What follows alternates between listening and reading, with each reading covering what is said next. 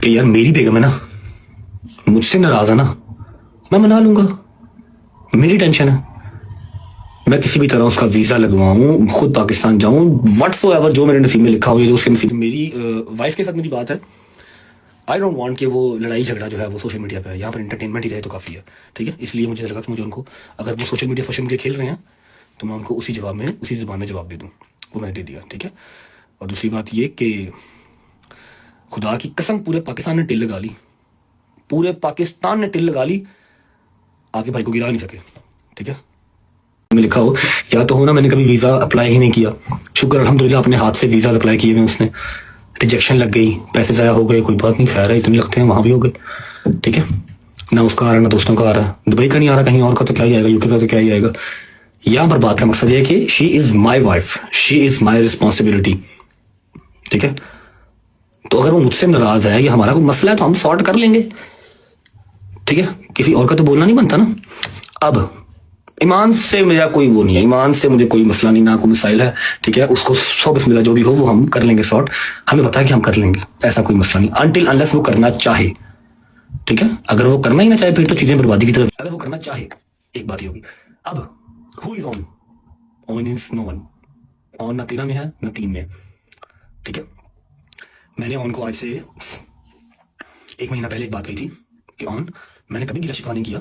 अब मुझे ये अजीब सा ना, गंदा गंदा लग रहा है कि मैं ये बैठ के अपनी फैमिली की बातें यहाँ पर कर रहा हूँ, लेकिन मेरी जो फैमिली है शायद थोड़ी सी क्रैक हो गई है। उनको इतनी अकल समझ नहीं रही कि इससे नुकसान सिर्फ अपना ही है। आवाम ने चीज़ें लेनी है, आज भी कल भी चीज़ें लेंगे, और वो फिर किसी का नुकसान नहीं है, नुकसान सिर्फ अपना है, या आपके घर का या मेरे घर का, और किसी का नहीं, ठीक है। अब पॉडकास्ट में बैठ के तो आवाम 14,000 किस्म की बातें करती है, आप अकेले अकेले का जवाब देंगे नहीं ना। तो आपको किसने राइट दिया कि आप बैठ के वहाँ पर डिस्कस करें कि ये है, उसके ऊपर पाबंदी है, उसको मना किया गया है। मैं अगर काका गला खोलन के आ गया जी, मैं गला खोल के रख देती हूँ तो तुम मेरा पुत्र लाल अब करना कि मैंने ठाके के पास हूँ। आज मैं ये लैंग्वेज यूज कर रहा हूँ कि मैंने आपको 1 महीना पहले इंस्टाग्राम पर मैसेज किया था, मेरे पास सबूत पड़े हैं कि आपने ईमान का हाथ पकड़ के हॉस्पिटल में उसकी पिक्चर लगाई थी। लास्ट टाइम मेरी वार्निंग है कि मेरा और मेरी बेगम का मसला है, हम सॉर्ट कर लेंगे जब तक वो मेरी बेगम है। अल्लाह करे कि टिल एंड रहे, लेकिन आपके लक्षण नहीं रखने वाले, बात याद रखिएगा, ठीक है। आइंदा उसको आपने टिकटॉक पे ऊपर नहीं लेके आना, उसकी डिस्कशन आपने यहाँ नहीं करनी। पॉडकास्ट यहाँ पर हज़ारों होते हैं, आप हज़ारों का रिप्लाई नहीं कर सकते, और आप चिक्कड़ चौधरी या चिक्कड़ जो है ना वो सेलिब्रिटी ना बने। पढ़ने लिखने वाले बच्चे हैं, पढ़ाई लिखाई करें। आप कहाँ टिकटॉक पे आ गए हैं? वो तो हम जैसे गंदे लोग करते हैं, अनपढ़ बैक बेंचर्स, हमें करने दें। अगर समझ होती तो आप अपने ही घर का जो है वो फौजी ना मारते, 2 कोड़े इसको मारो 2 कोड़े उसको मारो। क्यों? आप कौन है?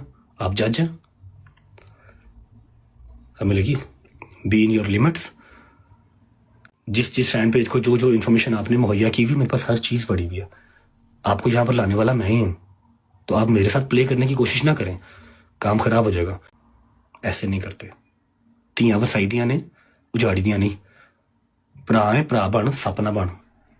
मैंने अगर खामोशी रखी हुई है तो आप भी रखो, और अगर मुश्किल टाइम है उसको बर्दाश्त करो, क्योंकि मैंने तो कभी ये गिला शिकवा किया ही नहीं कि वलीमे के अगले दिन से मैं अपने घर से ही दूर हूँ।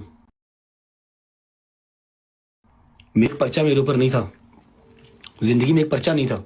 जिस दिन से शादी हुई है लगी है, अपने घर ही नहीं गया। मुझसे तो मेरे घर वाले भी दूर हो गए, मैं तो नहीं गिले शिकवे कर रहा। अल्लाह की ज़ात का शुक्र है, जहाँ मेरे मालिक ने रखा हुआ, कोई बात नहीं, खैर है। नेक्स्ट टाइम आपने ईमान को यहाँ पर डिस्कस नहीं करना। मेरी बेगम है, मुझसे नाराज़ है, जो भी सी है उससे माफ़ी मांगनी पड़े, जिस तरह भी उसको मनाना पड़े। मेरे लिए पहले ही सारे दरवाजे बंद ना करते जाओ, सब दरवाजे मेरे लिए आप पहले बंद ना करें।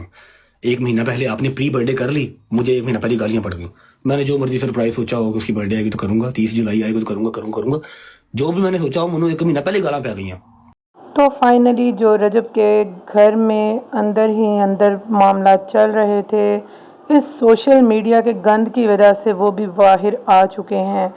दोनों फैमिलीज़, ईमान की फैमिली और रजब की तरफ से जो है इस तरह की बातें एक दूसरे को नीचा दिखाने के लिए फाइनली निकल चुकी हैं। हालांकि बहुत लोग इस चीज़ का अंदाज़ा लगा चुके थे कि जो ईमान है वो नाराज़ हैं, लेकिन अभी तक क्लियर नहीं हुआ था। लेकिन अब उनकी तरफ से थोड़ा सा रिएक्शन हुआ है, तो रजब ने सारा कच्चा चिट्ठा खोल के रख दिया है। इवन कि उन्होंने ये ताना भी दे दिया कि जब से ईमान उनकी ज़िंदगी में आई है, उनके जो प्रॉब्लम्स वह हैं वो ख़त्म ही नहीं हो रही है। तो हम लोग भी मानते थे कि जब से ईमान रजब की लाइफ में आई हैं, उनके जो केसेस हैं वो ख़त्म होने का नाम नहीं ले रहे, क्योंकि शायद रजब और ईमान का सितारा नहीं मिल रहा। आप लोगों का क्या कहना है, कमेंट बॉक्स में ज़रूर बताइएगा।